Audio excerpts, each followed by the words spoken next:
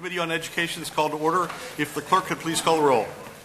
Representative Kitchen. Here. Representative Dietrich. Here. Representative Binsfield. Here. Representative Duco. Here. Representative Mursaw. Here. Representative Nedwiski. Here. Representative Penterman. Here. Representative Rozar. Here. Representative Wickers. Representative Whitke. I am here. Representative Shelton. Representative Considine. Here. Representative Myers. Representative Andraka. Representative Hong. Okay, thank you. Representative Rozar, if you could join us or lead us in the Pledge of Allegiance, please.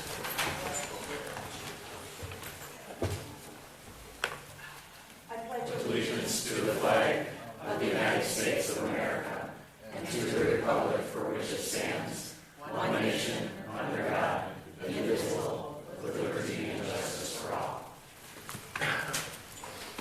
Okay, thank you. We'll be holding a public hearing today on 4 bills, and anyone wishing to testify should please turn in their hearing slips to the sergeant staff near the door there. If everybody could please put their phones on silent, and please remember to turn on your microphone when you speak. So the first bill up today is Assembly Bill 163 relating to supplying anti-choking devices to schools. I'd like to invite the bill's author, Representative Tranel, and I think he has couple of other people testifying with him. Please come up.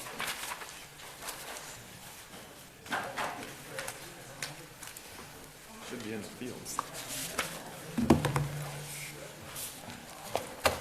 Do we need another chair?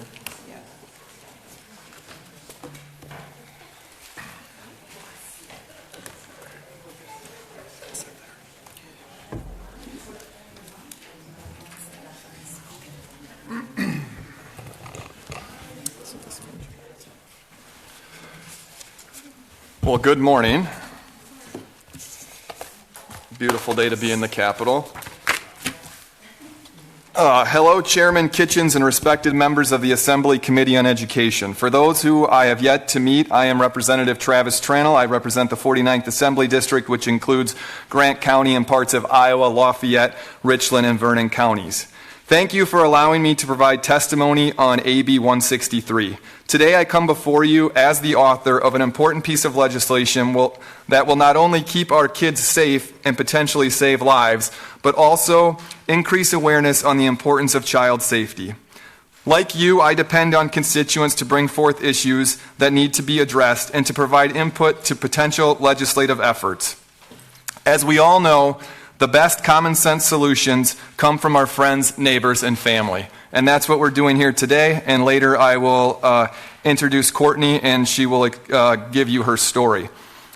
As a father to 5 children, my wife and I are all too aware of the challenges of being parents. The sleepless nights, the exhaustion, the juggling of household responsibilities, just to name a few.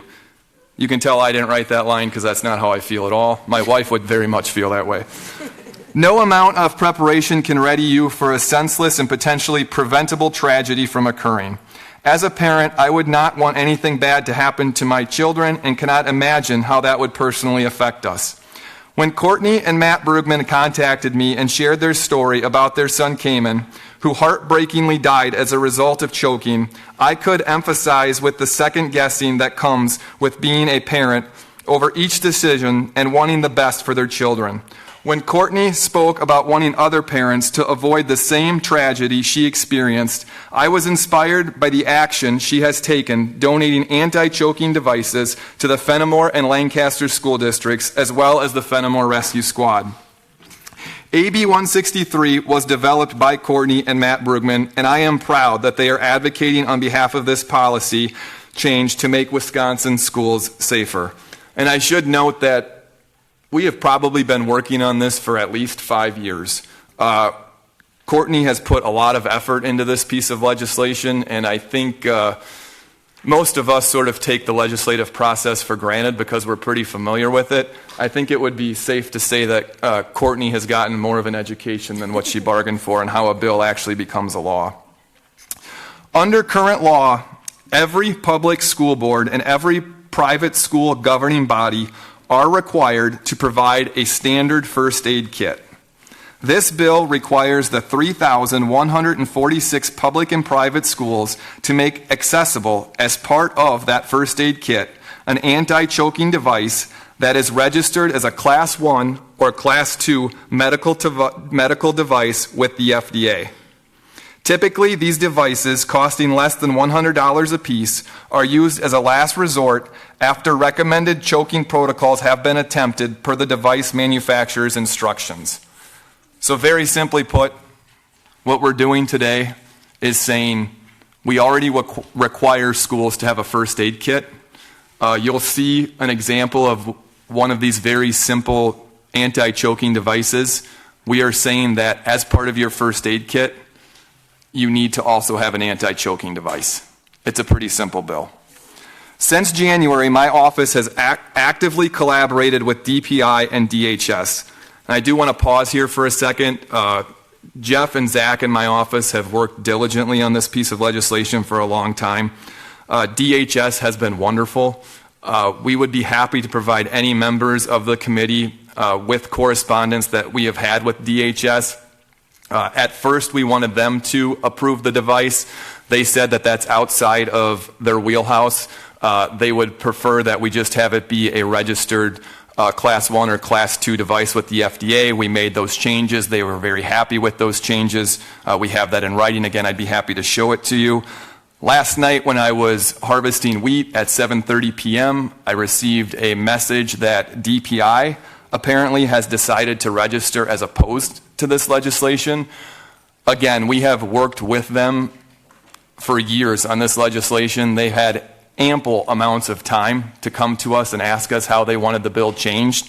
My understanding was that they were going to follow the lead of DHS. That's what we were told. DHS is the one that oversees medical devices, not DPI.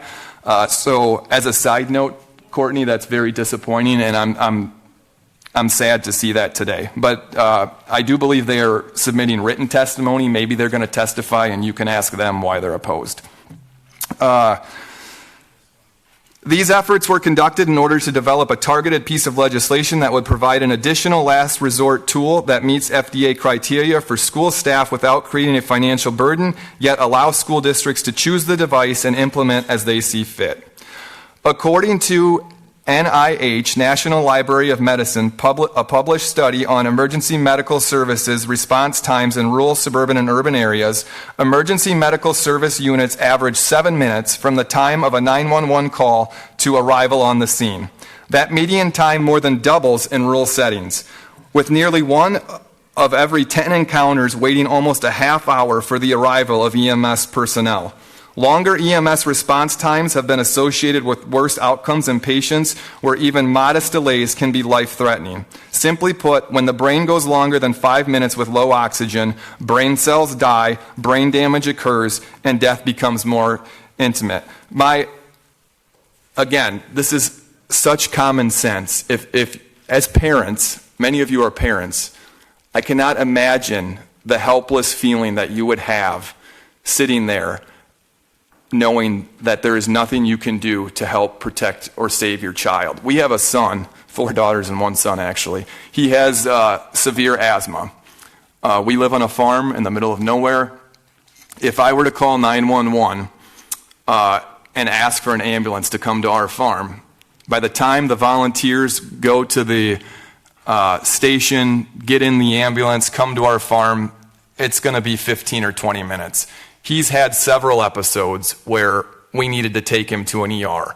And we make the decision, or so far we've always made the decision, throw him in the van, turn on the flashers, I can get him to the ER way faster, Steph can sit with him in the back.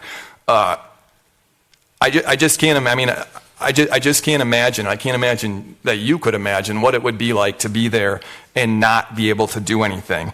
And what this bill says essentially is, let's give these people who might be in this position every possible opportunity to potentially save a life. Due to staffing challenges and dispersed populations, rural schools oftentimes have part-time or shared school nurses. There is a brief period of time for bystander intervention between 911 system engagement and EMS arrival for properly equipped individuals with a last resort anti-choking device can be life-saving. This bill was written with real-world logistical and workforce challenges in mind in order to increase access to medical tools that can potentially save lives and reduce the disparity and inequity between rural emergency services and urban areas. And again, I would make the argument with the median time being 7 minutes, even if you're in an urban area, if you're choking, this 7 minutes is too long. So if you've tried the Heimlich, you've tried everything you can possibly do, I would sure want one of these things available.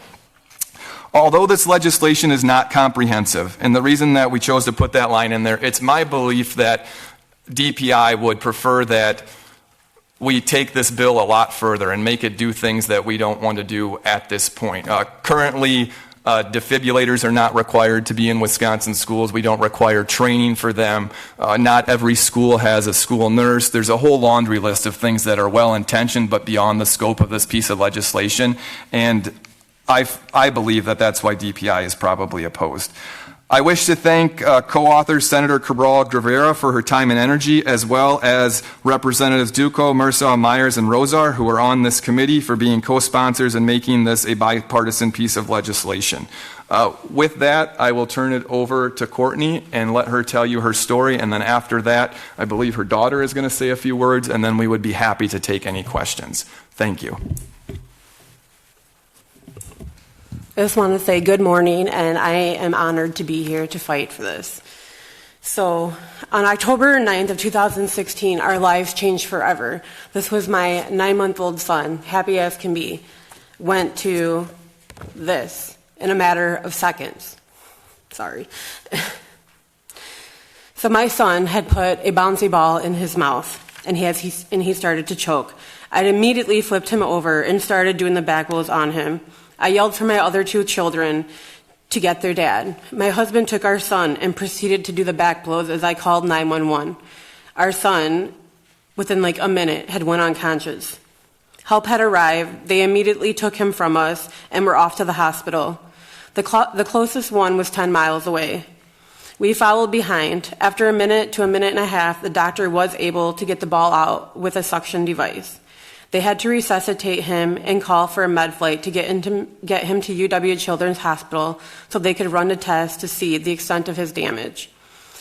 And then we received the worst news a parent could ever receive. Our sweet baby boy was brain dead. Sorry. After our tragedy, after things had settled down, my husband and I thought to ourselves, what could we have done differently to save our baby? Unfortunately, there was nothing. The back blows failed. The people in the rescue squad were volunteers, and we found out the only thing that they could do on the way to the hospital was CPR. So we did some internet search to see if there was anything out there that could have helped. That's when we came across LifeVac. We ordered 5 of them immediately. We wanted to donate them to the rescue squad so no parents would have to live our nightmare. It was a long process, but after 18 months, we did get it approved by the board of the EMS for all ambulances in Wisconsin to be able to carry it. This was amazing news. As you can imagine, I had a really hard time sending my 2 other children anywhere, especially schools. As we all know, kids do silly things at school. Would the school be able to save my child if they were to choke? I couldn't save my child, so why would anybody else know how to save them? We ended up getting more LifeVacs and donated them to our local school. We started using Facebook as a platform and informing people to order one. As you never know when something can happen. We had a great response. We have been on a few news stations getting the word out. I then decided to reach out to Travis Tranel and told him my story. We decided to team up, and that's what brings us here. So you're probably all wondering why I have a toilet paper holder here. I just want to inform you that, so when I say a bouncy ball, I'm sure everyone thinks, oh, a little bouncy ball that you get out of a 25-cent machine. No, his ball was 1.5 inches around. So it was as big as this that he got in his mouth. And we could not get it out. I would like to also, sorry, and I'm not for sure if you know, but we did find out that anything under 2 inches you can choke on. Getting the LifeVac devices in school is so important, as choking accidents, you have seconds before that person comes unconscious. So I would like to talk about then like the EMS. We do live in a small town where it is volunteer, and I have seen numerous times on the scanner where they cannot even get a crew available to get to where they need to go. So that is also why it is important to have one on hand at the schools. After Cayman's accident, I had a lot of people message me saying they went through their child's toy box and threw away their bouncy balls, which is great, but you can choke on anything. And I just would like to note that the Heimlich and the back blows do not always work. In my son's situation, we had no second options. There is a second option now. $70 is cheaper than paying for a funeral. So I just would like to put it out there that yes, we had no option, so we had to sit there and watch our son fade in front of us until the ambulance got there. There is an option. What would you do? I mean, you want to be able to have a second option when the Heimlich and the back blows fail. And I would just want to say thank you for your time. And I hope that you pass the bill 163.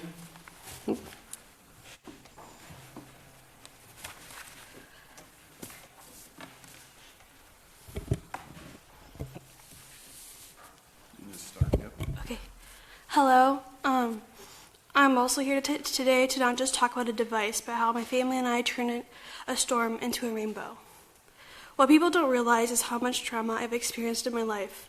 I was 9 years old the day that it happened, and I remember it like it was yesterday. It was October, and my sister and I were trying on our Halloween costumes. We were laughing because my sister put hers on the wrong way. We went outside to show our dad and laughed our hearts out. Later on, we had lunch. It was ham. Then we went to our toy room where my baby brother came to play with us.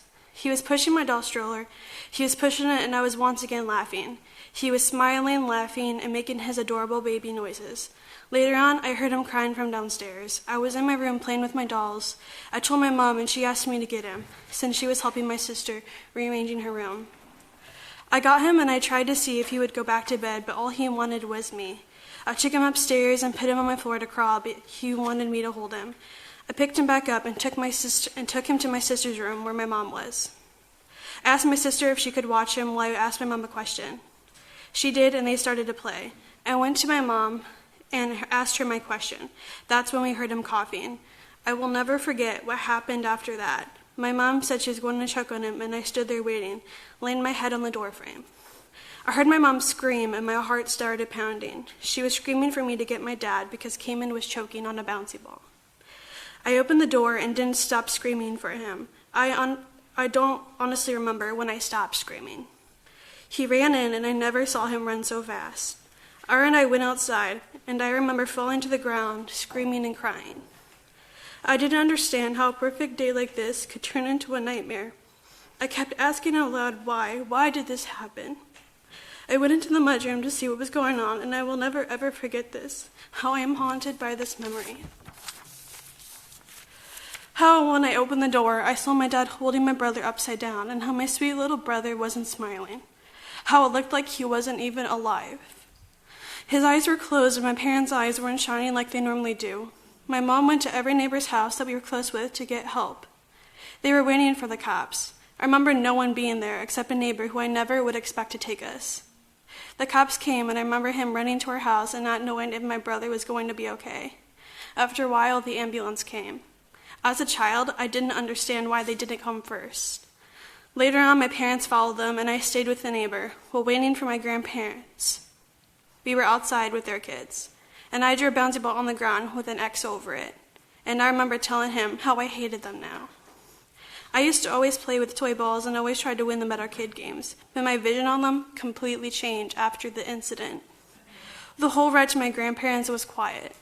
No one knew what to say, and all of our eyes were dry and our hearts were slowly breaking. That night, my aunt came out, and all of them were talking in the kitchen.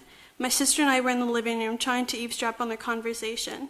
I kept asking my sister what she heard them say. She was smaller, so it was easier for her to hide behind the doorframe. When she told me she heard them say Cayman was dead, I felt like I was drowning. My heart sank and everything went dizzy. I ran to the toy room screaming and bawling. I laid on the bed, thinking in my mind how I couldn't live without my brother. I kept saying how I didn't know how to live without him, how it wouldn't even make sense in our life. My grandpa came back and ran my back while I was letting everything out. I couldn't believe those words, and I didn't want to. I was determined to bring him home. I kept telling myself that everything would be okay. Grandma and Grandpa decided to go up to Madison that night. We got there and my heart was racing. I didn't know what was going on. We got there and my parents were laying down in a small room. They gave them. They stood up and hugged us. But the way they got up, I had a feeling that everything wasn't okay. They took us to the waiting room where a nurse talked to us about how my brother looked and how he had wires all over him. In my head, when I was going into the room, Cayman would be standing in the crib laughing and making his funny screaming noises. That he wanted to go home and that he was waiting for me. That his car seat was in the room and how my parents were waiting to bring him home. But sadly, that wasn't the reality. He was in the hospital bed, not moving. His eyes weren't open and he wasn't smiling at me. He didn't look like my brother. I went up to him and held his hand. That week at the hospital was one of the hardest things I have ever gone through. I kept blaming myself for what happened. At 9 years old, I blamed myself. I want people to think about yourself at 9 and how traumatic that was for me. Cayman's favorite song was Twinkle, Twinkle, Little Star, and we sang it to him. I didn't want to say goodbye. I wanted to bring him home where he belonged.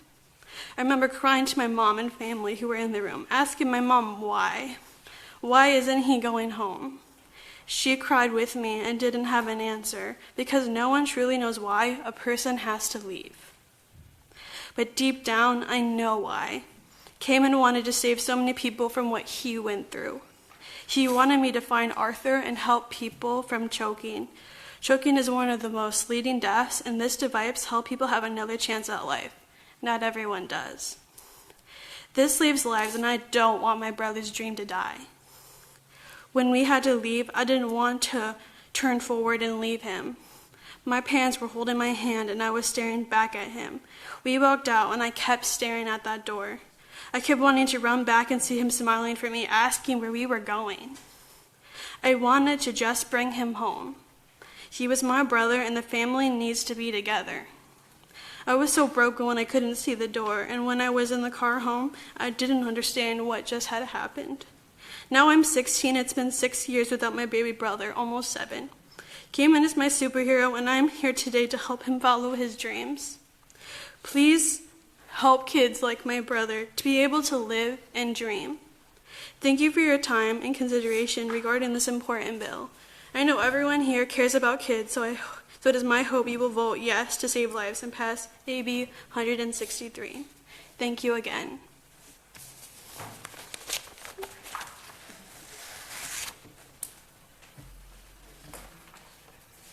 As is par for the course, I should have not spoken, just left her speak. At this point, I would be happy to entertain questions from the committee. Okay, thank you. First off, I'm really sorry for your loss. I mean, I know after all these years, it still has to be really difficult. It's really, really hard to hear. Are we going to see one of these devices and how easy, how difficult or easy it is to use and that kind of thing? That's my understanding, yep. There'll be a few people testifying that have them. And I should note, when I was made aware of this story, just like all of us in this role, so many things come before us that we weren't aware of before. We went and bought these devices for our house, bought them for our kids' school, donated them to the EMS place in Hazel Green. If you're after the hearing, if you look on YouTube, there's all kinds of stories about how these things have actually worked. And again, it's a last case scenario. I don't know why you wouldn't have one. You might know that the fiscal is indeterminate. There's roughly 3,000 schools in the state of Wisconsin times $100. You're looking at about $300,000. The budget that just passed, I think there's $1 billion of new money. Even though DPI is opposed, you are going to hear from superintendents today that are in support. You're going to receive written testimony from CISA 3, which is in support. So there are certainly members within the educational community that see the benefit of this piece of legislation. Okay, thanks. And DPI is going to testify. Representative Wicke. Thank you, Mr. Chair. Thank you, Travis. And I can't imagine what you've gone through. I have a couple of questions. One of the things as I read over the bill draft, you note public schools and private. Normally, when I look at an education bill and you want it across the entire state, I see public-private charter. Be willing to add that in as well. Yeah, I think that would be a great suggestion and something we would be open to. Okay.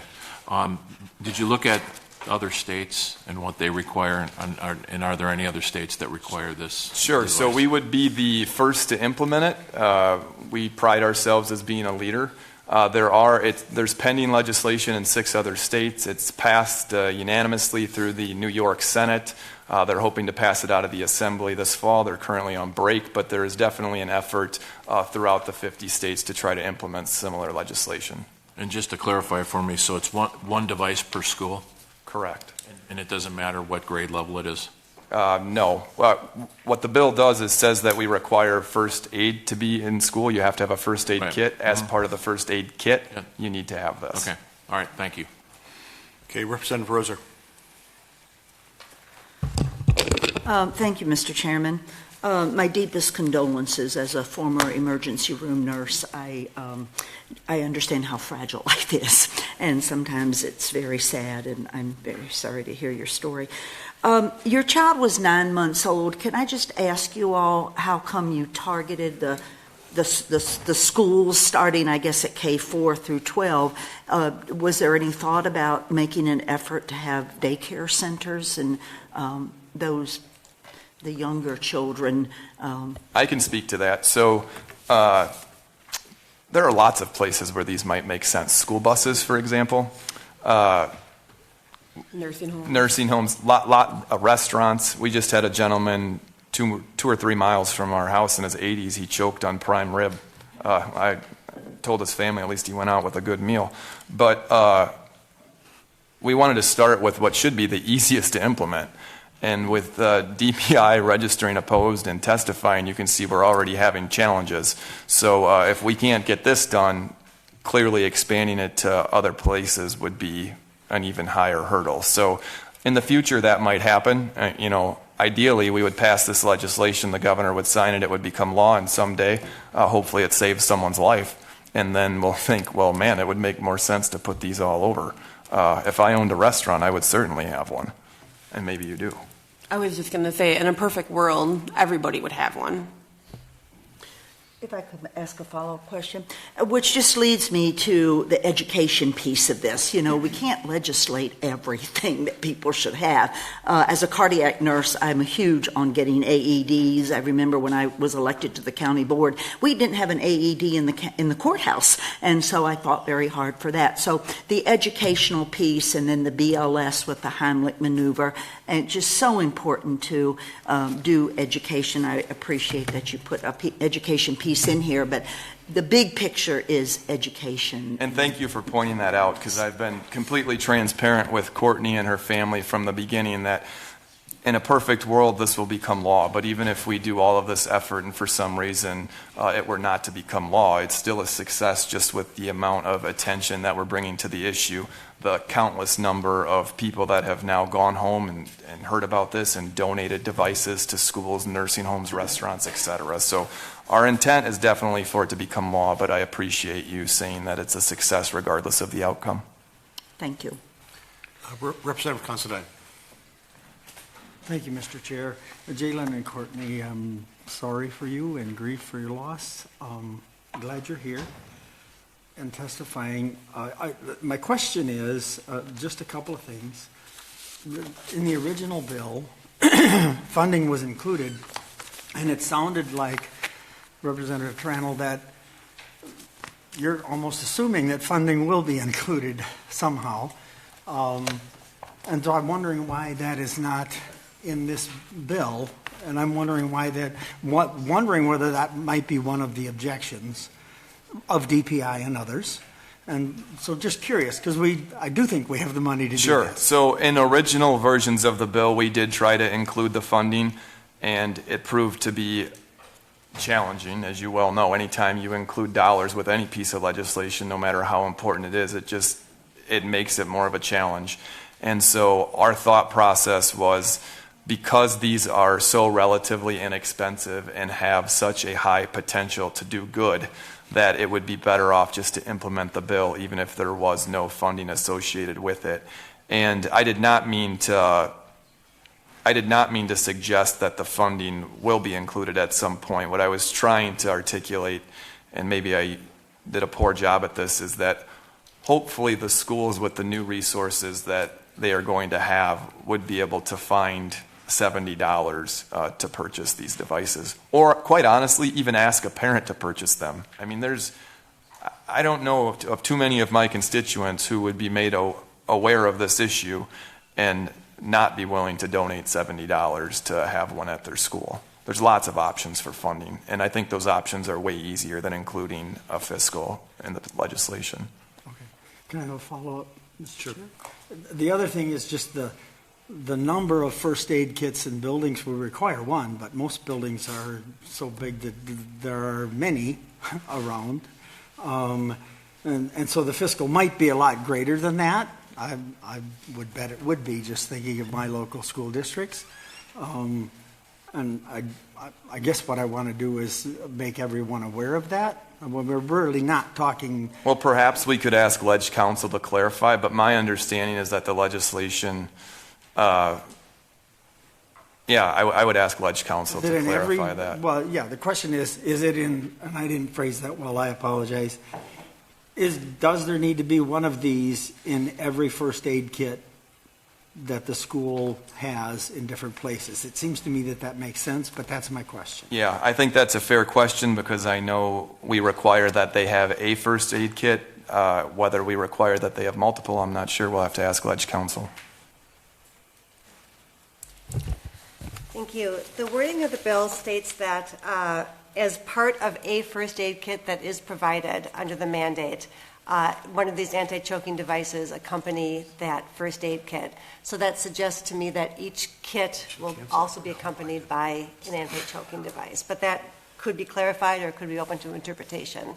Yeah, if you would feel more comfortable, Representative, maybe we could entertain the idea of making sure that each school has one first aid kit that includes an anti-choking device. I mean, that would be reasonable, and I think something we would be open to. It would certainly be better than having none. Yeah, just looking to clarify. Yeah.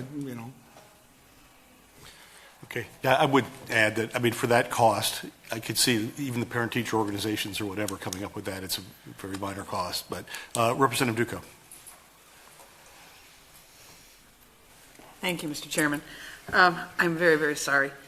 I have two boys, and I've been in this situation with each one of them at one time or another, and thank God my husband was there and was able to do the Heimlich maneuver, because I wasn't doing well.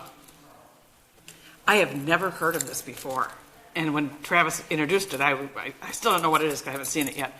As you're telling other schools and areas about this, are they on their own going out and purchasing them now because they're aware of them? Yes.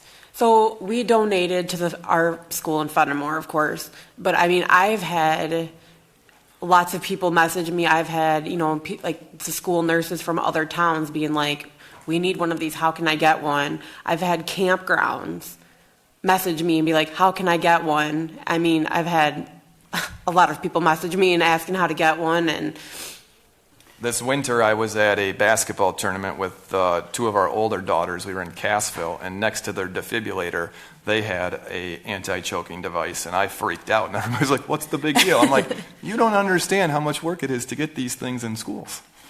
So they are popping up in more places, which is great to see. I mean, even my kids, like my youngest was 5 at the time. We went to like the Hardix drugstore. When you go in there, they have like canes and walkers and stuff like that. And she's like, Mom, why don't they have one? Just because they've been through it. And I've contacted the city, and they've gotten them at like the Ball Diamonds, because they got popcorn, hot dogs down there, kids running around. Right. I mean, that's why I said in a perfect world, it'd be awesome to have them everywhere, but, it won't happen. It can't happen. So if I want one, how do I get one? You can just go to lifeact.net. And just order it? Yep. Because I'm actually meeting with a large restaurateur who owns multiple restaurants in Milwaukee tomorrow, and I'm going to bring this up to him and see if he's aware of it, because the prime ribs incident, I was Yeah. I was out for dinner and it happened to a gentleman down the way from me, and thank God someone was there to help him, so.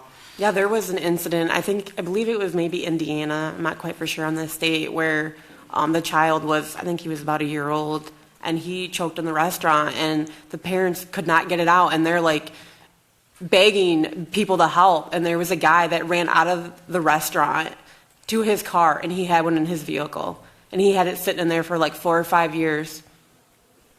Well, if my kids were still in school, I would be buying one for my kids' schools because it's $70 and that would be a no-brainer. It is a no-brainer, and like I said, kids, put stuff in their mouth they're not supposed to, and I mean, I had my daughter, after we lost him, a water bottle cap, and I'm like, what are you doing? And then she like took it out right away, but it was just like, they just don't think about that stuff, No, thank you. Very sorry. Thank you. Representative Hahn. Thank you, Chairman. Thank you so much for coming to testify, and I'm so sorry that you're having to relive these traumas, and just absolutely commend your strength and your commitment to helping to save lives. Thank you. My question is for Representative Tranel. Are you aware if the choking devices that are currently on the market would be registered to be used in public domains? Sure, and we can ask Ledge Council to expand on this. So defibrillators, for example, took 40 years to become fully FDA approved. There's an extenuous process to even be registered as a Class 1 or Class 2 medical device. And could Ledge Council kind of go over that for the committee? Because I would assume this is going to come up later, and I think it would be pertinent that the committee be briefed on that. Sure. So the FDA approval process, the first step to approval is classification as a Class 1, Class 2, or Class 3 medical device. Class 3 is the least invasive, has the least risk to either the patient or the caregiver, and is the least important for kind of life-sustaining activity. Class 3 is the most of all of those things. And depending on which classification they fall into, they are subject to certain requirements prior to approval for marketing. And they can vary widely. They're very specific to a particular device. So even within classifications, there can be a fairly wide variety of requirements that they need to inform the FDA of, or proof that they need to give the FDA in order to get pre-marketing approval, marketing approval, and final approval. I appreciate that clarification. It's the current device, I think, that was listed, LifeVac, is Class 2, which I believe right now it's registered as a Class 2 medical anti-choking device to be used at surgery or patient bedside. My other question is, I really appreciated you being transparent about your conversations and your staff's working with DHS and DPI diligently on this legislation. I'm wondering if you've also spoken with the Wisconsin Association of School Nurses. I would have to defer to my staff. We've spoken with a lot of people. I do believe that they were registered as opposed to, and we reached out to them and asked them why, and it sounded like to me one of their biggest objections was the training, and again, they want, I think they would prefer that there be a nurse in every school and that they all be trained, which, again, may be a very lofty goal, but is not the intent of this piece of legislation. The intent of this legislation is just recognizing that this could be a problem, obviously, where there's lots of children who consume food, they can choke, and there is a simple solution that may save a life. It's really that simple. I think it's important to provide some context to, the environments of our schools vary across our state. We've got, over 800,000 students in our public schools right now, and each school, as you mentioned, rural schools, urban schools, their needs may differ, and the resources they have to offer their students may differ. The environment in which a nurse or an adult, it may be pertinent to potentially include in this legislation more resources to have more adults be trained. Going back to what my colleague had asked, in the 2019 version of this bill, I see that you had allocated $500,000 in grants over 2 years for the implementation of this bill. There is no fiscal tie to this now. I'm aware the cost of these devices does seem relatively affordable, but I'm wondering if you can expand on why that amount was not tied to this version of the bill. The Sure, I think I've 500,000. already explained that to Representative Considine, but it just proved to be too much of an obstacle. So the easiest way to get the legislation passed was to take the dollars out. But in 2019, there was $500,000 allocated with the bill. Correct, and that bill did not become law. Are there any other questions? Just say thank you so much for coming in. It's passing a law. It's such a difficult process, even on things that are common sense. But whether this becomes law or not, I think by publicizing it, you're doing a great service. And I know I have 2 little grandkids, and I'm going to be getting them a device. So I thank you. Thank you. Thank you, Mr. Chairman. I said by the end of this, I should be a professional, right? You can take Travis's job.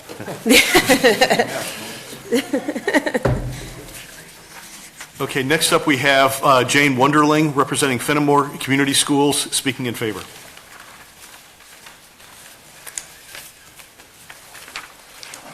These are the life acts. Yeah, it is a little show and tell. We're a small rural school, so in the cleaning process, I had to do a little digging. This is a life act that sits with all of our AEDs and all of our Stop the Bleed kits. Wherever those are located in our schools, these are located. This is a travel kit, so when we go on field trips, these travel kits go along with all of our students. And before I start on a personal note, I've been a public school teacher and administrator for a long, long time. And when I first started, didn't have any gray hair and didn't have any wrinkles, I was fortunate enough to have Matt Brigman as one of my students. And I'm sorry, you always wonder what happens. And Matt and Courtney, thank you so much for what you're doing. Matt, I'm so proud of you. Okay, I'll get it together just a second here.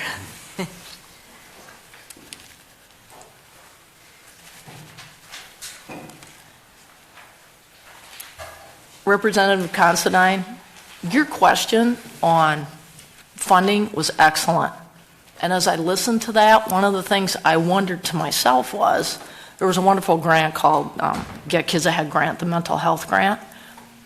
When you listen to the stories and the impact if you lose a child upon the parents, the children in the home, the grandparents, I wonder if through some of those mental health grants, schools would be able to put in for the life acts and have it funded as an option in that matter.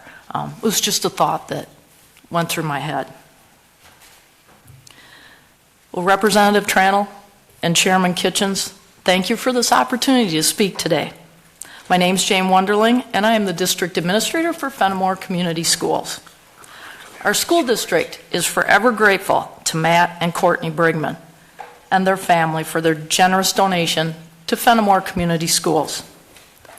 In 2019, they donated Life Act kits to each school building in memory of their son, Cayman. These Life Act kits play a crucial role in saving choking victims when the Heimlich maneuver is not successful. Having 9 Life Act kits strategically placed throughout our elementary and middle high schools in areas such as the gyms, the hallways, the lunchrooms, and the concession stands ensures quick access to these life-saving devices. Additionally, the availability of travel Life Act kits for school field trips further enhances the safety measures for our students and staff. During in-service, the entire Fenimore staff receives training in various life-saving techniques, including use of AEDs, Stop the Bleed, CPR, and the proper use of life acts. The recommendation by one of our bus drivers, Dennis Conley, after going through the training, was to equip each bus with a life act. This resulted in a generous donation of 10 life acts by the Fenimore Area Health Service Committee. This donation not only benefited the school buses, but they also extended their donation to the City of Fenimore and the local library. Our health teacher, Mrs. Carl, is instructing middle school students on the proper procedure of the Heimlich maneuver and the correct usage of the LifeVac. This education empowers our students with life-saving skills and prepares them to handle choking emergencies. There's a plaque in our school honoring Cayman with the inscription, mission statement, "Stop choking tragedies." This serves as a beautiful tribute and a reminder of the family's commitment to saving lives. The plaque shares with our students and community that Cayman Brigman is our superhero, who serves as a loving angel watching over all who enter our building. Fenimore Community Schools is extremely grateful to the Brigman family, the Fenimore Area Health Services, and everyone involved in these initiatives for their generosity, commitment, and efforts to ensure the safety and well-being of the students and the community as a whole. Our school district fully supports this legislation to provide school districts with another life-saving tool to protect our students, staff, and community members. Thank you for letting our district share our story. Thank you. Were you going to show us the device, or? If you'd like. Yeah, I'm curious Sure. to see what it looks like. So in the travel kit, and there's two sizes. This happens to be the adult. This came out of the high school. In our elementary, there's also a smaller, for our little ones, 3 and 4 years old. In here, in each of these, it has the instructions that you can use for it. This would be the smaller, so it's also in all of the travel kits. It's real easy. You just pull out, you push back in. It's a quick change in a matter of a second. There's also additional masks in here, and there's also additional resources should they need them. So this is a travel kit. It's great because it's a backpack, so you'll see our teachers and our advisors run around, and one of them will have it. Next to our AEDs, our lunchroom, these hang on the wall. It's the same device, but it's got a nice handle. The yellow color, everybody knows. There's red for the AED. They know the yellow is the LifeVac. At the suggestion of our coaches, we also put out in our concession stands because those are out on the fields. Okay. Would anybody want? Well, if you'd like to volunteer to.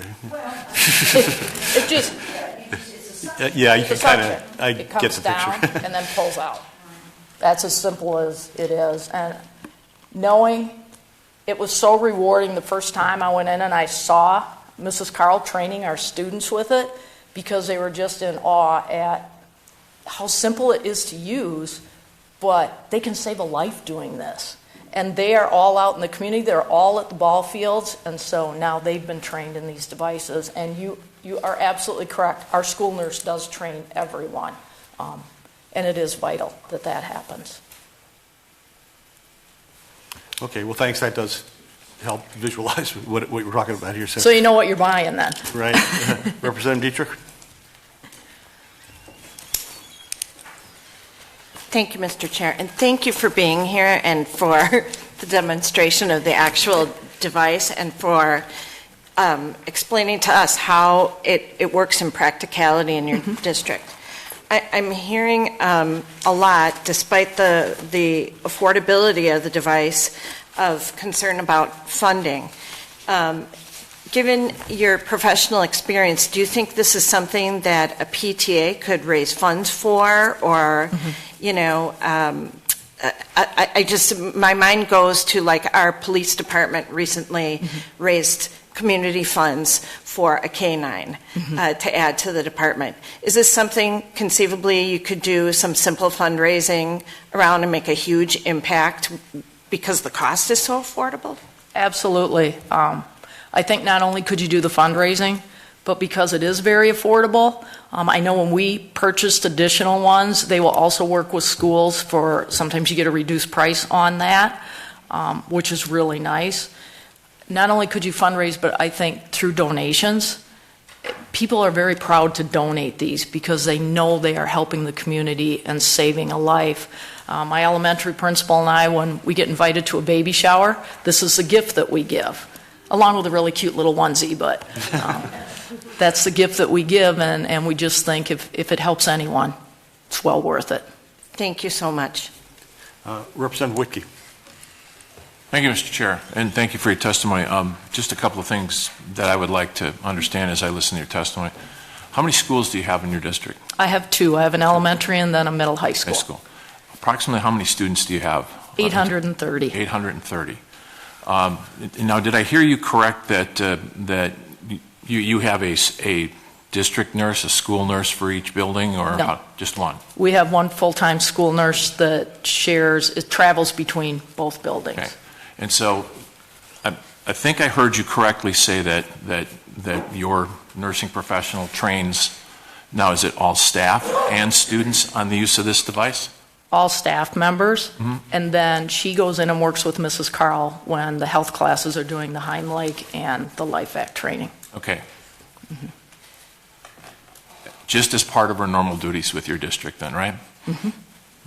It's interesting. I appreciate that.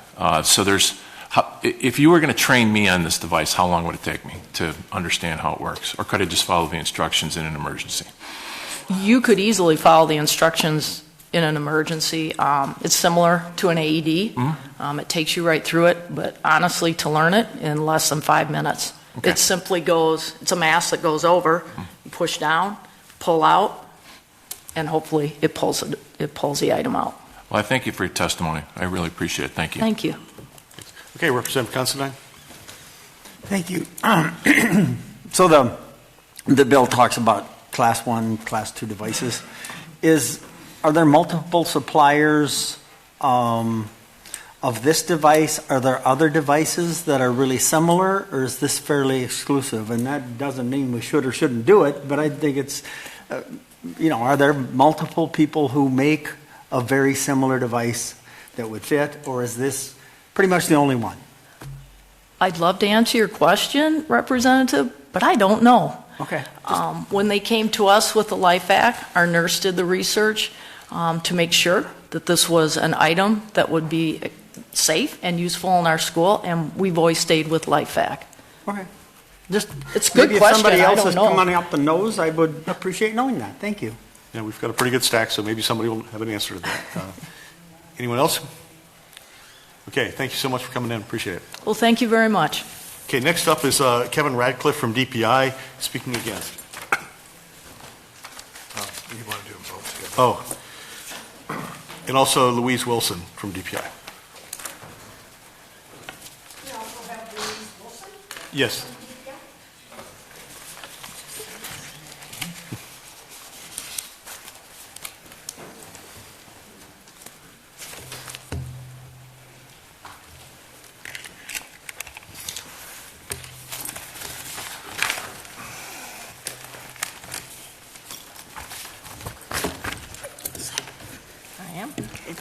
Good morning. I'd like to thank Chairman Kitchens and members of the committee for the opportunity to provide testimony this morning on Assembly Bill 163. My name is Kevin Radcliffe, Legislative Liaison for the Department of Public Instruction, and with me today is Louise Wilson, licensed school nurse and DPI Nursing Health Services Consultant. Also, I'd like to thank Representative Tranel and his staff for including us in conversations during the drafting of this bill. We did have extensive conversations about it. We expressed our concerns. We thought we had come to kind of an understanding, and then the bill changed.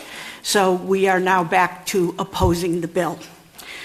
Before I begin, on behalf of State Superintendent Jill Underley and our department, I'd like to extend our deepest condolences on the loss of your son.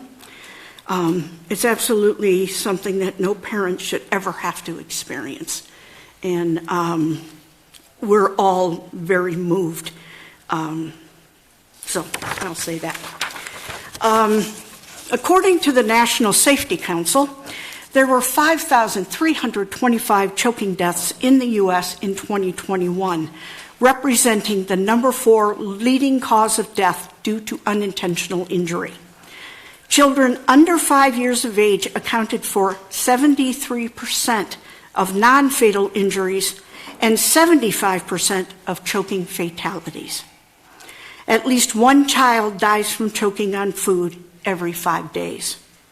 Of the 3,000 people who died from choking in 2020, 1,430 were older than 74. Choking can be seen in individuals of any age. However, it tends to occur with the greatest frequency in either the very young or the elderly population. DPI opposes AB 163 for several reasons. First, this bill is a solution in search of a problem. Infants, toddlers, and people over the age of 74 are most likely to be victims of choking injuries or death. We were unable to find any data on the number of school children who die or are seriously injured due to choking while in school. AB 163 creates yet another unfunded mandate for schools, requiring schools to stock and maintain an anti-choking device. In addition, they must provide annual training to teachers. And $70 a pop may not sound like a lot, but unfunded mandate on top of unfunded mandate on top of unfunded mandate adds up for schools and school districts who are in dire straits right now. The current law, we believe, is adequate. Schools can purchase these CRDs if they so desire, and we've already heard about districts who are making that choice. Choking rescue devices are not mainstream devices like AEDs, which have established themselves as a standard of care, and I'm using that as a term of art. Neither the American Red Cross nor the American Heart Association recommend CRD use. Medical experts doubt the claims regarding the minimal training needed to operate the devices and point out risk factors in use and aftercare. No reliable data exists on the efficacy of CRDs and appropriate training methods. Finally, DPI recommends requiring and fully funding a requirement that school staff be trained in first aid and CPR AED use. Such training would assist school staff in responding to medical emergencies more than just choking. I'm going to turn things over now to my colleague, Louise Wilson. Thank you.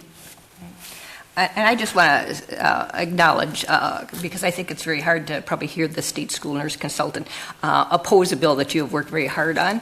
I understand that. I am also a parent in the club who's lost a child, so I understand the grief and how hard that is. So I want you to understand that I'm speaking as a professional and in my role as a state school nurse consultant, so please understand that. On any given day, school staff may be faced with a health emergency. Choking is but one example. DPI is registering in opposition to this bill because we believe there are more critical changes that should be made around training of staff to make sure everyone within a school building is safe. We sympathize deeply with those who have lost anyone to a medical emergency. DPI and I, as a state school nurse health services consultant, strive to have our professionals equipped to deal with any medical emergency that occurs. Currently, every public and private school is required to provide a first aid kit. That's in the district, not a school, a district. Each district has to have a first aid kit. AB 163 would mandate that the first aid kit contain an anti-choking device registered as a Class 1 or 2 medical device with the United States Food and Drug Administration, or FDA. There are presently 2 such anti-choking devices on the market. One of which is LifeVac, is registered as a Class 2 medical device to be used in surgery or at the patient's bedside. It is not registered to be used in the public domain. No such certificate for the other product, dechoker, could be found on the FDA website. Dechoker devices are classified as a medical device, but there's nothing to indicate that they have been approved or registered with the FDA. These products are considered medical devices because they are intended for use in the diagnosis of disease or other conditions, or in the cure, mitigation, treatment, or prevention of disease, or to affect the structure or function of the body. Neither the American Red Cross, ARC, or the American Heart Association, AHA, include the use of an anti-choking device in their training or emergency care algorithm. The current recommendation of the 2022 International Consensus on Cardiopulmonary Resuscitation and Emergency Cardiovascular Care include back slaps be used initially in adults and children with a foreign body airway obstruction and an ineffective cough. Abdominal thrusts be used in adults and children over the age of 1 with a foreign body obstruction and an ineffective cough when back slaps are ineffective. Rescuers consider the manual extraction of visible items in the mouth. Suggest against the use of blind finger sweeps in patients with a foreign body airway obstruction. Appropriately skilled healthcare providers use McGill forceps to remove a foreign body airway obstruction in patients with out-of-hospital cardiac arrest resulting from foreign body airway obstruction. Chest thrusts be used in unconscious adults and children with a foreign body airway obstruction. Bystanders undertake interventions to support foreign body airway obstruction removal as soon as possible after recognition. Suggest against the routine use of suction-based airway clearance devices. In addition to the requirement that the school's first aid kit contain an anti-choking device, this bill requires that school boards and the governing bodies of private schools annually provide training on the use of anti-choking devices according to the manufacturer's instructions. Both manufacturers now support basic life support or BLS training. Quote, LifeVac is to be used after BLS protocol, American Heart or American Red Cross, has failed or cannot be administered, such as in a wheelchair, medical conditions, etc. End quote. Quote, DeChoker recommends first action Red Cross, American Heart Protocol. If this fails, one should continue CPR and use the DeChoker, end quote. Wisconsin currently has no statute that requires school staff be trained in first aid or CPR or the use of an AED. There is statute requiring students be trained in CPR and use of an AED, but not staff. While the anecdotal stories of parents who have used such anti-choking devices are compelling, DPI does not support the addition of a device to a first aid kit, knowing that school nurses have struggled for decades to get volunteers to be trained in these life-saving skills. School nurses, including myself, have real-life experience in how untrained and even trained staff react in an emergency. The school setting is vastly different from a home setting.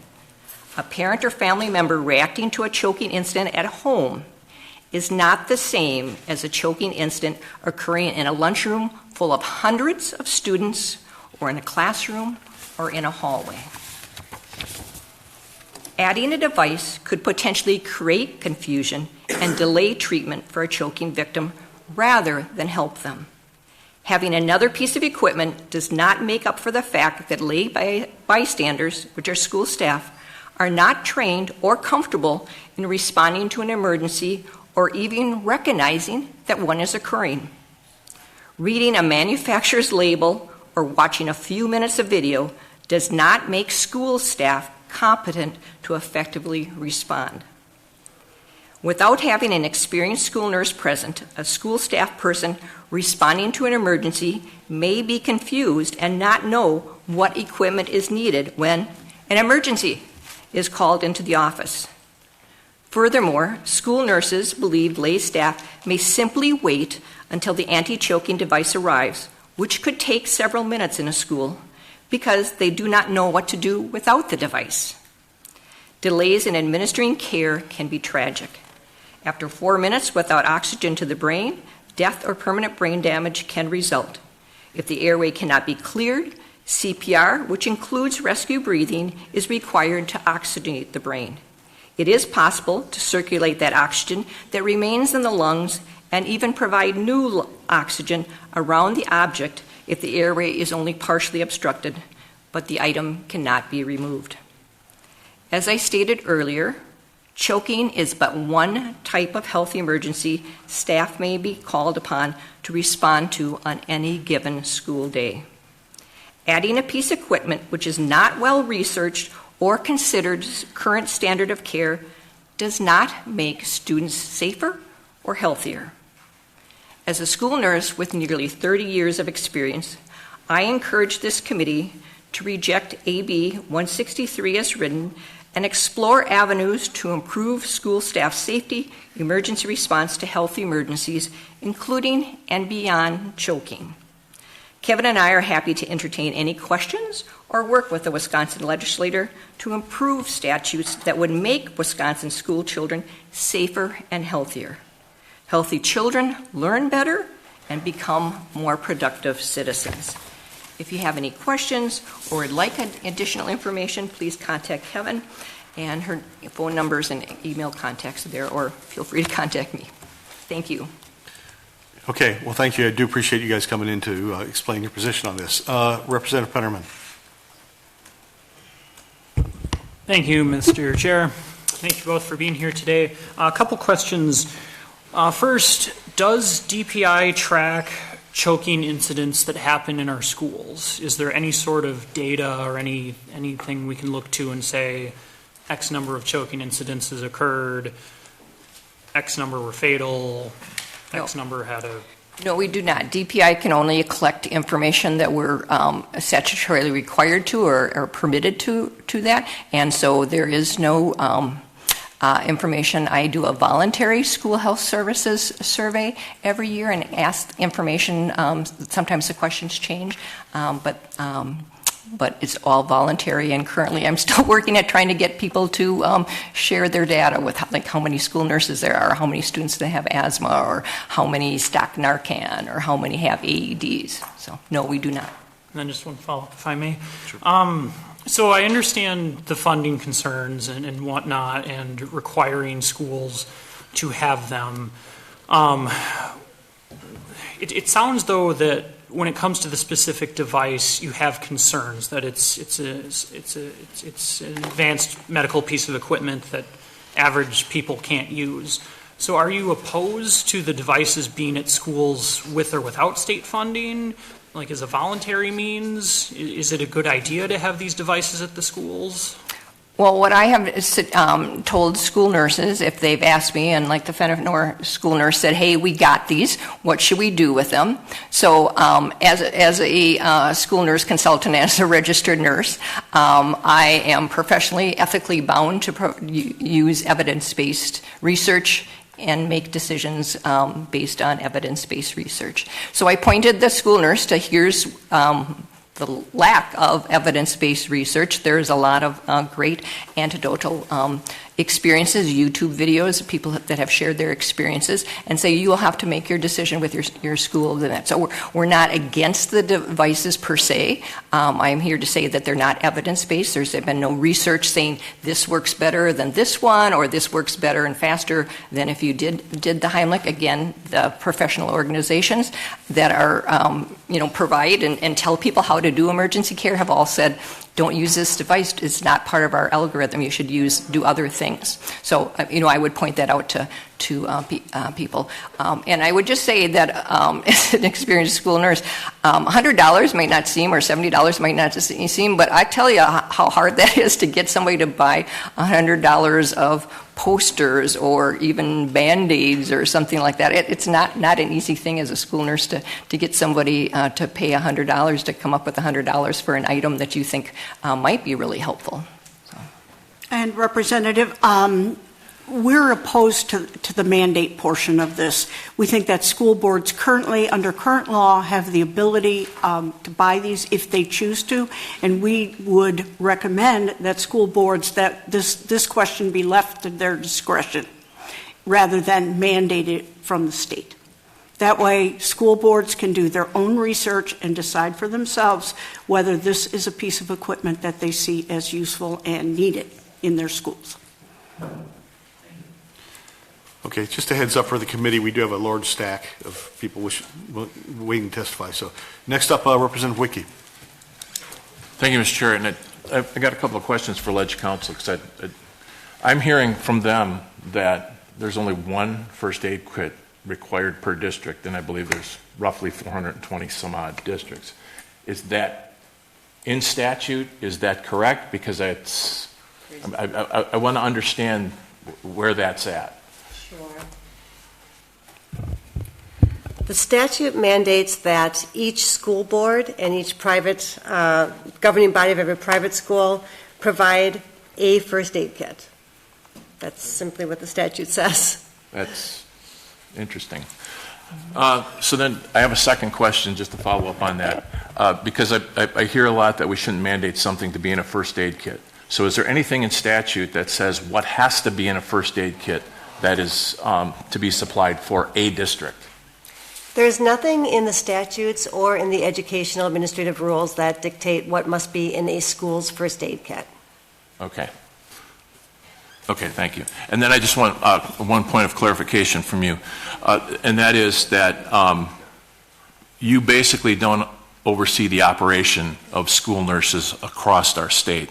You merely either provide them guidance or give them recommendations. It's up to each school district whether they hire a school nurse, how many, and whatever? Correct, as a local control Okay. state. Thank you. Yep. Okay, Representative Considine. Yeah, thank you, Mr. Chair. Don't know if you know this. Thank you for answering my previous question about the other devices. What is the lifetime? A lot of things, when they sit around and or don't get used or whatever, expire, or there comes a period. Do you or anybody else know what the lifetime of this particular device is? I mean, can it sit there for 10 years without being used and still be effective? Are there procedures that need to be taken place to make sure that they are still sanitary? What is the maintenance like on them? Those two things. So from my research, as I recall answering an email about that, after 5 years of unuse, that they're recommended to be replaced.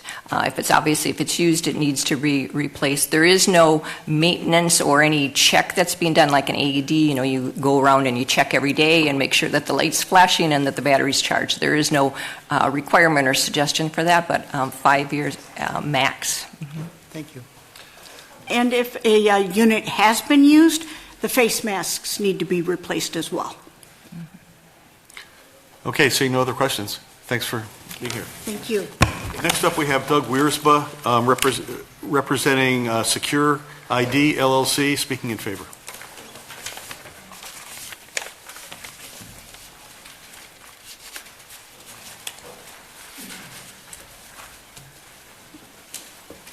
Good morning.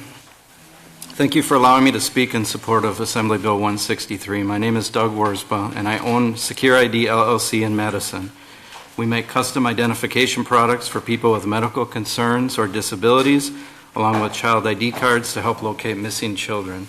Our motto is, we sell products that serve a purpose. I'm a former EMT and volunteer firefighter from central Wisconsin, and I was a police officer here in Wisconsin for over 15 years. I've been the first on scene to thousands of medical emergencies over the course of my career. I have literally had people die in front of me that were unable to breathe due to an obstruction in their airway when current BLS protocol failed. Out of frustration, I sought better ways to help them, and that's when I came across LifeHack. I purchased a unit for myself when they were relatively new, and I saw how simple and effective they can be when all else fails. When my company grew to be a full-time operation, I reached out to LifeHack, and I asked to carry them for my customers, something I've only done for 2 other products in 22 years in business. Over the last 4 years, I have sold thousands of LifeHacks to people around the country. I hear a familiar story from many of them. They had a close call with choking, or they witnessed someone choking and the current protocol was unable to save them, so they, like me, were looking for additional help. We have sold them to daycare centers, restaurants, nursing homes, fire departments, churches, and law enforcement. For less than the cost of a single fire extinguisher, A school, a place where hundreds of our children gather for 9 months out of the year, can have another option when current basic life-saving protocol fails to remove the obstruction. LifeVacs have saved over 1,100 lives, including over 700 children, when all else has failed. They can be used on people who are confined to a wheelchair, and they have even been self-administered by people to save their own life when they've choked while they were alone. It's not pleasant, but please imagine if you or one of your loved ones was choking on food, I mean really choking, full panic mode. You have two options. Option A, use basic life-saving protocols and hope for the best. Or option B, use basic life-saving protocols and have a LifeVac available as a last resort. Which would you choose for yourself or your loved ones? I would ask that you please remember that decision when you vote on this bill, because you are either giving or taking away that device, that last resort, for every student and their loved ones with your vote on this bill. As a lifelong Wisconsin resident, I'm asking each and every one of you to please support this bill. Thank you. Okay, thank you for coming in. Representative Roser. Thank you, Mr. Chairman. Can you tell me, please, how much you sell this device for? To $69.95. Thank you. Any other questions? Representative Hahn. Thank you for coming to testify. How many school districts or schools have reached out asking to purchase a device? We've sold to several schools. We sell all over the country, and I haven't tracked that in the past. But I will say we see more of parents purchasing them to donate to schools. We do see a lot of that. So you haven't, would you be able to answer off the top of your head how many Wisconsin school districts or schools have reached out to your business? I can think of 2 in the last year. Okay, thank you. Okay, well, thanks for coming in. Appreciate it. Thank you. Just for the people that are going to testify, I know it's a very emotional issue, but we do have a lot of people that want to testify. So out of courtesy to everyone, if you could try to not repeat things if other people have already said them and try to limit yourself to 5 minutes or so, it'd be great. Next up is, this is a tough name, Jamie Tretowski and Jack O'Meara from the Wisconsin Association of School Nurses, speaking against.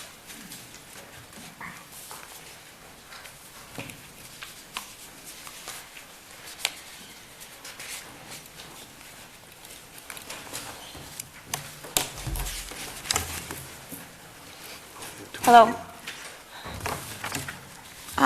As was mentioned before, this is difficult to speak against such an emotionally charged issue because certainly the loss of a child is not something that we would want anybody to experience. But speaking as a professional is what I'm here to do today. My name is Jamie Tretowski. I'm a school nurse with the School District of Wapaka, and I'm the president-elect of the Wisconsin Association of School Nurses, or WASN. WASN currently represents greater than 470 school nurses in school settings across Wisconsin. Wisconsin school nurses are committed to making our school settings the safest and healthiest they possibly can be. While we appreciate the intent of the bill's authors to try to find ways to make schools better prepared to deal with choking situations, we do not believe that Assembly Bill 163 is the way to go. This is based on our commitment to supporting research-based initiatives and on our many years of combined experience. For these reasons, WASN is opposed to AB 163. In interest of time, I will skip some bullet points here that you have already heard. But what Wisconsin needs to make our schools healthier and safer is a more comprehensive, research-based approach. WASN has long advocated for volunteers and staff to be better trained in life-saving skills. Unfortunately, there are currently no statutory requirements in Wisconsin, as we've heard, for school staff to be trained in first aid, CPR, or the Heimlich maneuver. This is an area where WASN would love to work with legislators to strengthen our laws. Our schools also need more trained medical professionals working on the front lines. The number of nurses working in schools in Wisconsin is dangerously low. Rather than advance an unfunded mandate as in AB 163, it would make more sense for legislators to pass legislation that provides school districts with resources they need to hire more school nurses. I think the concern is, as these devices go by that people will come to a wall outside of the cafeteria and you've got an AED and an EpiPen and Narcan and an anti-choking device. Whereas when an emergency occurs, I've had staff members, it takes the third person before somebody gets the dexterity to call 911. What every student, parent, and staff member in that building wants when an emergency occurs is me. Because I know how to use those devices, and I also have the skills to handle the situation. Again, we would welcome the opportunity to work with legislators on this legislation. Wasson is open to continuing dialogue on ways to deal with choking and other healthcare situations that arise in our schools. We welcome that discussion. We are not convinced, however, that AB163 is the approach to take at this time. Thank you for considering the views of the state's school nurses. And hi, I'm Jack O'Mara. I'm the lobbyist for the school nurses, and I just want to emphasize that we are open to working on initiatives, and we have, over the years, advocated strongly for better training on first aid and CPR, along with other initiatives to bring more, as Jamie said, school nurses into the school setting. So happy to work with you. Thank you. Happy to take any questions. Okay, we'll open it up for questions. Representative Nedwesky. Thank you, Mr. Chair, and also thank you for your testimony today. I appreciate you being here. I just have one question you may or may not have the answer to. Do you know how many years it took to build up enough supporting evidence to support the adoption of the Heimlich maneuver as a standard life-saving approach to choking? I don't know the exact number of years, no, but it does take time to do medical research. Okay, thank you. Well, seeing no further questions, thank you for being here. Appreciate it. Thank you. Okay, next up we have Antonio Labak from Equal First Aid, speaking in favor.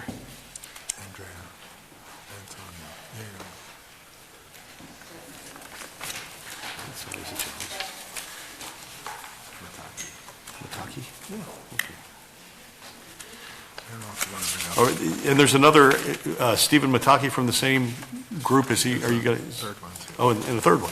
So if you would like, you can all testify together. The other one is Carol Megna. Okay. So, Or not. so I can clarify that for you. Okay. I am Antonia Labate. I am the Executive Director for Equal First Aid. We're a not-for-profit organization raising awareness for airway clearance devices in the event of a choking emergency for everybody, especially those that are disabled or in a wheelchair. I have my written testimony in front of me, but please bear with me because after hearing the stories, my sympathy goes out to the families, and also after hearing the opposition, it does quite upset me because this device or any airway clearance device is not just for a school nurse to use. I respect my family's health care also. I respect that they are trained, but in the event that the Heimlich maneuver doesn't work or it simply cannot be done due to a person's disability and their medical fragile situation, we need to have another option for them. So I wanted to begin, of course, by thanking you for allowing us to have this opportunity and, of course, for having this public hearing for Bill 163. I want to thank Representative Trinnell and staff for the past 18 months that have worked with myself and Courtney to see how we can get devices like this in our school systems. I would like to also put on record that I am very saddened to hear today about DPI. I do want to ask, and we can put on record, what is protocol for somebody in a wheelchair? I know that simply because of certain medical diseases and how they have brittle bones and spina bifida and muscular dystrophy, what do you do with somebody in a wheelchair? I have reached out to many schools. I've been doing this for the past 2 years. I don't get any responses. There is no protocol. As I mentioned, Equal First Aid stands with other organizations to strive for equity, inclusion, and diversity. We raise awareness and advocate for our most vulnerable population in the event of a choking emergency. There are no policies or procedures currently in place to rescue a person in a wheelchair or a person who may be medically fragile. As mentioned, spinal bifida, SMA, Duchenne disease. We have partnered with the ALS Foundation in New York. All ALS patients that are diagnosed with ALS will receive a LifeVac anti-choking device. The relief in their eyes when they found out that eventually this disease will kill them, but they will not choke to death, makes me strive and work harder and advocate. I'm here today as a representative of many organizations mentioned above with their support and their blessings. I do have support letters for each of you to also put on record. We believe that this bill will bring inclusion and diversity and equity to all. This bill is a proposal and a step in the right direction to fulfill the obligations to the Americans with Disabilities Act, the ADA law, and create an immediate positive impact that will generate peace of mind for parents. This device will not harm anyone.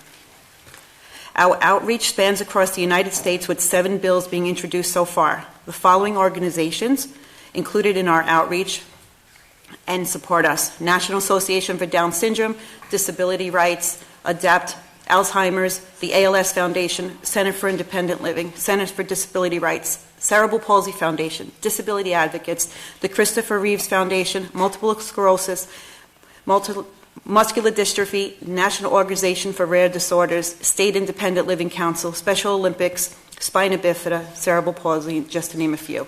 I'd also like you to know that my efforts at Equal First Aid, we are a not-for-profit organization. We raise funds to be able to donate units out to these other organizations, and we do try to sponsor, for example, Special Olympics, which we just did. Okay, so I want to, of course, your time in reviewing the support of this bill is greatly appreciated.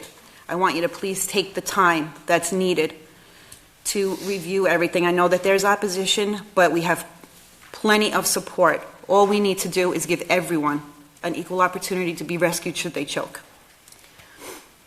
We need such a device in the event that there is no other option for an individual in a wheelchair. I would like to, I'll answer any questions, and I also would like to say that I am proud to say that there are 7 states now with legislation that would allow these devices to be placed in schools. Earlier, somebody had mentioned about daycares. New Jersey's bill will be reintroduced come, I believe, January. We're working closely with Maverick's Legacy, whose child died at the age of 4 months old. We will try to put a bill in his name. He was a 4-month-old child, so that bill will most likely be for daycares. Connecticut, the bill went to the Public Health Committee because the representative felt that these airway clearance devices should be on every rescue vehicle and in every school, police departments, fire departments. So every bill in every state is different. I know that this one is specifically for schools, but this bill will open up the opportunity for, we'll start at schools. It's for everyone. It's not just for the nurse to use. A 13-year-old child can save their friend with it. You can use it on yourself. Everybody needs to have the equal chance to be rescued should they choke. And that's why I'm here, because I want to find out what is the protocol for somebody in a wheelchair. Okay, thank you. Do you all want to testify first and then take questions, or how do you want to do this? All right, Mr. Chairman, committee members, I want to thank you for giving a grandfather from Pennsylvania the opportunity to come here and support your legislation. I'm working with my local legislative representative in the state of Pennsylvania. We have a bill pending. It's in the Education Committee, and I'm starting to learn a lot about the process of getting a bill passed. Unfortunately, I learned about this when my granddaughter choked and died at school. She choked on a hot dog eating lunch, sitting at a table, laughing, having a time of her life with her friends. She choked. The cafeteria attendant knew CPR, knew the Heimlich maneuver. They ended up flying her to UPMC Hospital for Children in Pittsburgh, where we actually had to take her off life support 2 days later. Would this device have saved her life? We don't know. But my God, we wish we had the chance. And that's all I hope that you give your children, that chance, that if it comes to it, they have that chance that we didn't have. And again, I thank you for the time, and if you have any questions, I know more stats about choking than I ever thought I would ever know in my lifetime. But again, I thank you. I'm very sorry for your life or loss. Did you want to speak as well? Yeah.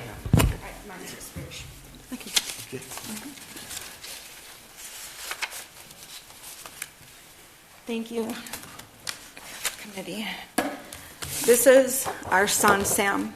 He is an organ donor, passed away due to choking. My name is Carol Magna. My husband, Mark, and I are here to speak about our 9-year-old son, Sam, who we lost to a choking incident on Thursday, July 20th, 2017, exactly 6 years to the day. Sam choked on his lunch at a Milwaukee public school summer day camp and was brought to Children's Hospital unresponsive. Not a single staff member in that school on that day was trained or certified in any form of first aid, CPR, or the Heimlich maneuver. At the time of this incident, it was MPS policy to not call 911 until the child collapsed. That call was not made for at least 10 minutes.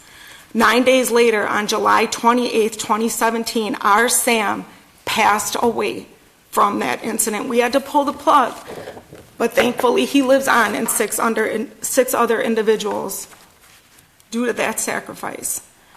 Milwaukee Public Schools do not require CPR or Heimlich maneuver training for staff. It is on a voluntary basis.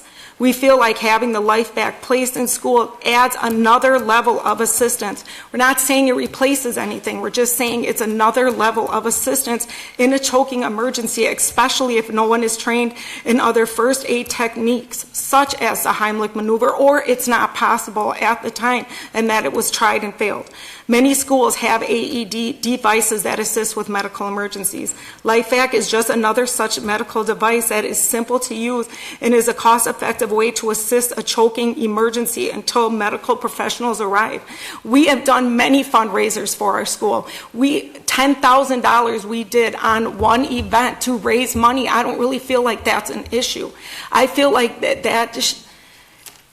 the money, if it's not there, it's not there. But if we had this, we strongly believe that there is a possibility to assist the individuals that were there. My son walked up to somebody, did the choking, and nobody helped.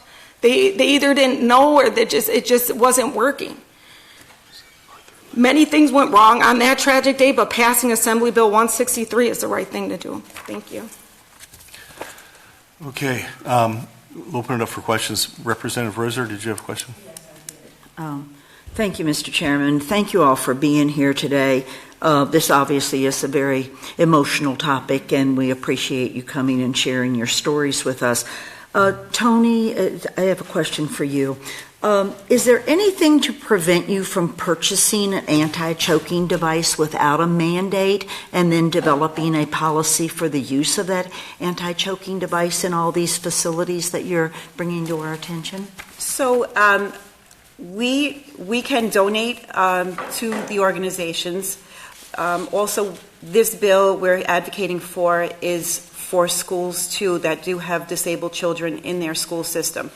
I've been told that, for example, there was a situation in New York where the school nurse ran up to try to help the child. By the time she got there up the third floor, the child had expelled what he was choking on, and she said, thank God. And I said, well, you guys need a device, a LifeVac device, or any airway clearance device. And she said, we're not allowed to have it. So yes, for the disabled, but also for schools. I have 2 grandchildren now. We need devices in all of our schools across the United States. I'm from New York, yes. We're advocating in every single state just to raise awareness. There is no reason not to have a device. We say do current protocol first, if it's available to be done. But in the event that it can't be done, we need to have another rescue option. And you don't need training. I know earlier we spoke about the training. It's a 2-second training.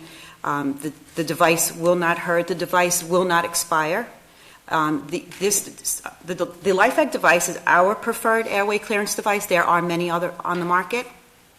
This one is non-invasive, non-powered. It will not expire. If the school uses a device, yes, it would work again, but the company does not want it to be used again for sanitary reasons. So they will replace it free of charge forever. So it's a one-time purchase for the schools. The masks, we say check the masks every now and then, just like everything else. We check our tires when we go out for a long trip. Every once in a while you touch your mask. If you have a problem with anything, they will replace it. So it's just a one-time $70 purchase. We could ask schools to do Penny Fridays, bring in a Penny Friday, just like we raise money for everything else in our school system. And the problem is to just let the schools know that they are allowed to have it so that we can stop hearing that we'll lose our jobs. The nurses are afraid to lose their jobs. It doesn't only have to be done after a surgical procedure. This device, as mentioned before, is for everybody, especially those where the Heimlich maneuver cannot be done. Thank you, Mr. Chairman. Okay. Well, thank you. Seeing no other questions, appreciate you coming in. We appreciate how difficult that is. Okay, thank you. Next up, we have Arthur Lee, I think, representing LifeVac, speaking in favor.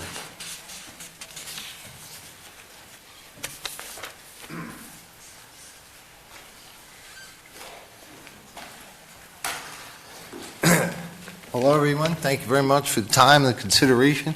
As you can tell by the emotional testimony, there's some true heroes in this room today, and Sam passing on this day in school is a bit of a God wink, in my opinion, that we can do better. I just want to clear up a couple issues or misconceptions, misinformation. There are dozens of devices, airway clearance devices. I happen to know LifeVac, been doing it for 11 years. Every ambulance in the United States has to carry an ambulance suction device generating 300 millimeters of mercury. Suction devices are in use in schools, elder care, special needs facilities all over the world and all over the country. They're FDA registered for hospital and general use, and the word anecdotal is frustrating in the sense that a slight amount of research. The LifeVac itself has 6 peer-reviewed medical journals, which is a tremendous amount of peer-reviewed medical evidence. It has saved over 1,100 lives, over 700 children. All those have been documented. We have saved 14 lives in school. I find the challenge we face and the opposition is said in the sense that we would love everyone to be trained, and I understand the budgets and those challenges, but to fend off this because no one's trained is probably not the best route. We're going to get testimony from people who have used LifeVac to save a life. It is that simple. If you heard that pop, that just saved a life. And yesterday in my God wink philosophy, we saved a life in Wisconsin. I'm certainly willing to take any questions. I think it's important, critically important, to realize the message of EFA, that there are children. My daughter's, one of her gymnastics mates cracked her neck, had to go to school with a neck brace on for an extended period of time. Our beautiful children in wheelchairs and other medical braces have no option. They choke, they will die.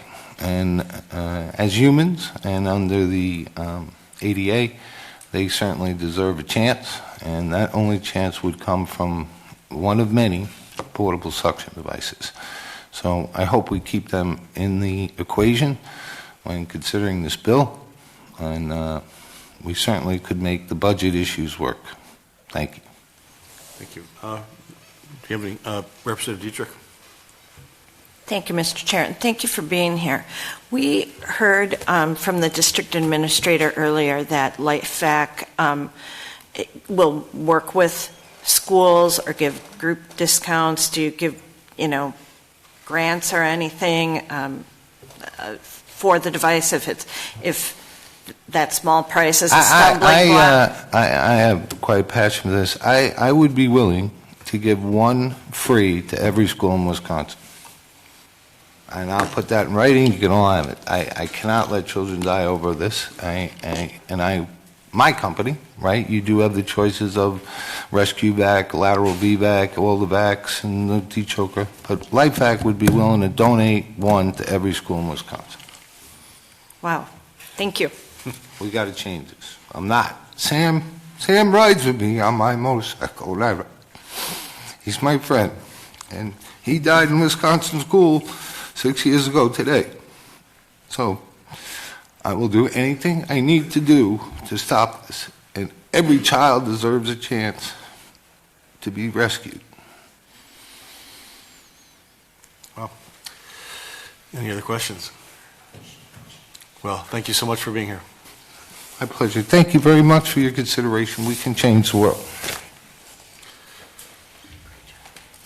Next up, we have Sierra Sanger from Lancaster speaking in favor.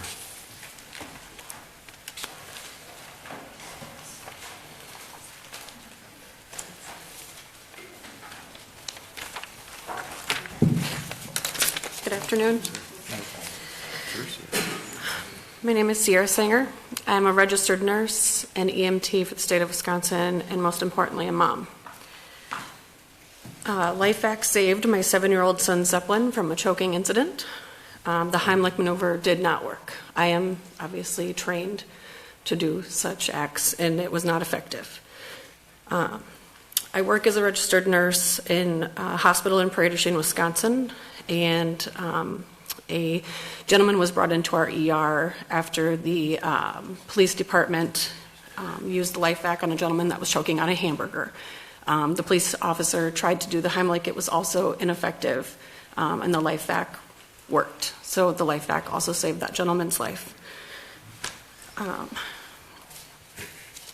I strongly believe everyone should have a LifeVac for when BLS protocols fail, because obviously they do. A few years back, a little girl in my hometown choked to death at school on a glue stick lid. Just a couple weeks ago during summer school, there was a little boy in Lancaster that choked. Thankfully, the Heimlich did work that time, but what if it wouldn't have? I wish everybody just had another option to use, like I said, when the BLS protocols failed. I wish everyone had a LifeVac, because without a doubt, honestly, it saved my son's life. We had called 911. He was turning blue. Like I said, Heimlich was not working. So I wholeheartedly believe that it saved his life. Thank you. Well, that's very powerful. Thank you. Are there any questions? Well, thanks so much for being here today. Thank you. Okay, we're on our last one, registrant to speak. If there's anybody out there that isn't registered, please do so. Be Clariana from Fenimore, speaking in favor.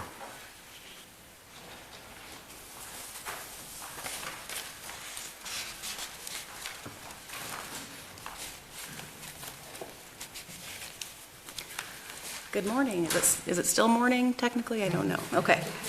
My name is Clariana, and I serve as the health aide at Ripbridge School District. I'm also a mother to 2 beautiful children, and I have experience in daycares as a lead teacher in early childhood education, while also working a lot of clinical hours as a certified medical assistant. I found my passion in the school district. I'm sticking around. Pays lousy, but I'm sticking around. I love it. But the LifeVac device was first brought to my attention during CPR training at an in-service. I was immediately impressed and went home and I bought my own home kit and travel kit. And that goes with me everywhere. It's in my diaper bag everywhere I go. We had an EMS team donate a kit to us last year, which was really helpful, and it was exciting to see the community getting behind it and wanting to protect our children as well. Something that was noted was that the cost is not annual, and I want to really push that on the budget topic. It's not an annual cost. It is good for 3 to 4 years at least, but obviously you can use it beyond that. Somebody stated 5 years in the car. You know how hot that gets. But it does not expire. If it is used, unfortunately, if it's used, LifeVac will replace it as long as you call and say, or email, whatever it is. This was used, we need to replace it because there are sterility concerns. We can't reuse it. Gross. But if you use it in your home, you wouldn't have to replace it necessarily. But in the school districts, of course. That really was showed that LifeVac really stands behind their product to me. Really impressed me. And I want one on every wing of my school because I serve as the health aide for K through 12. So 548 students under my direct care every day. You hear that? Yeah, it happens. I treat these kids like they are my own. I love them like they are my own. And because there's a device out there that can potentially save their life if Heimlich doesn't work, if right-away interventions don't work, this is a device that could work.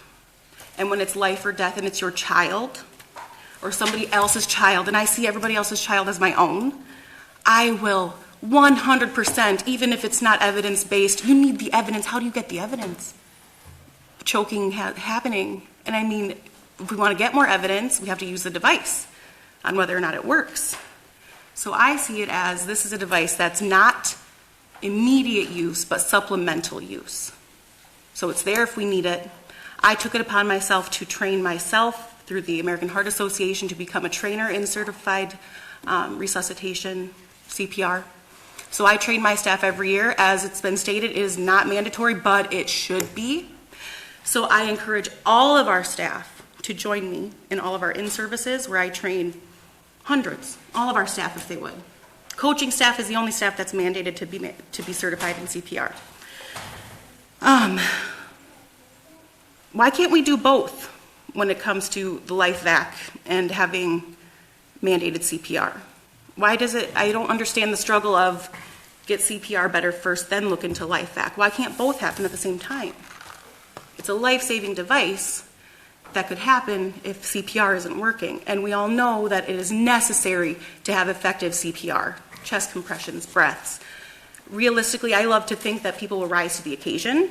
I like to give benefit of the doubt and think that people would just instinctually help in whatever way they know. That doesn't mean everybody would. No, not everybody's comfortable with that, but I think the majority of people would rise to the occasion. And with this device to help them, they're more apt to be like, okay, it's not all on me. I can see if I can use this device. And if they do that instead of CPR, honestly, yeah, that's frustrating, but you don't do CPR until they're unresponsive. So you're trying to dislodge the foreign body. So we're trying to get that out. So in my brain, processing that, you want to get the foreign body out first, then start CPR after they are unresponsive. You need to use this device before you even begin CPR, technically, unless they become unresponsive during CPR. But in my health aid mind, it is a no-brainer to have this in every single wing of my school. And now somebody mentioned in the concession stands, Jamie, that's you.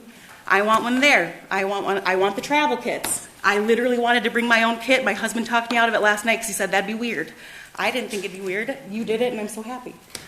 But I believe in this device, speaking as not only the health aide, not only a certified medical assistant with a decade of health experience, I believe in it as a mom and a person and somebody in the community that loves these kids. Like, I wish everybody loved kids, but I'll do it for everybody. So that is my stance. And I would like to see more medical assistants in school districts. That's not talked about enough. They cost less than registered nurses, but they have more experience than just the layman, you know. So I'm speaking in part of my certified medical assistants. I think we should look into it more. But I think that's all I have. Okay, thank you. Are there any questions? Yes. Looks apparently not, so thank you for coming in. Thank you so much for your time. That concludes the public testimony. We do have a lot of registrants on it. So Senator Cabral Rivera, the Senate author, registering in favor. Senator Teston, registering in favor. Cleet Jennett, registering from Lancaster, registering in favor. Tina Jarrett, I guess Jarrett Jones, registering in favor. Casey Kirschbaum from Alaska, registering in favor. Matt Bergman and Jocelyn registering in favor. Dr. Jamie Nutter, representing CISA 3, registering in favor. Jonathan Lagman, City of Rockford, registering in favor. Nathan Flynn, registering in favor. Also, Mark Megna, I think he spoke, but from Equal First Aid, registering in favor. And Dan and Leslie Hubert from Milton, registering in favor. So that concludes our testimony. Again, thank you. I know it's a lot of trouble to come a long way and sit here, and a lot of emotional testimony. So thank you for all of you that came in. Excuse me? Oh, question for Ledge Council? Sure. Is there anything in current statute, being that we are a local control state, where school districts can enact policies or help direct nurses and schools to make these purchases? Is there anything in statute not that would prohibit districts from making these purchases for anti-choking devices? I couldn't find anything in the statutes or in the administrative rules that would prevent that. Thank you. Okay, next up is Assembly Bill 108 relating to the definition of strip search for the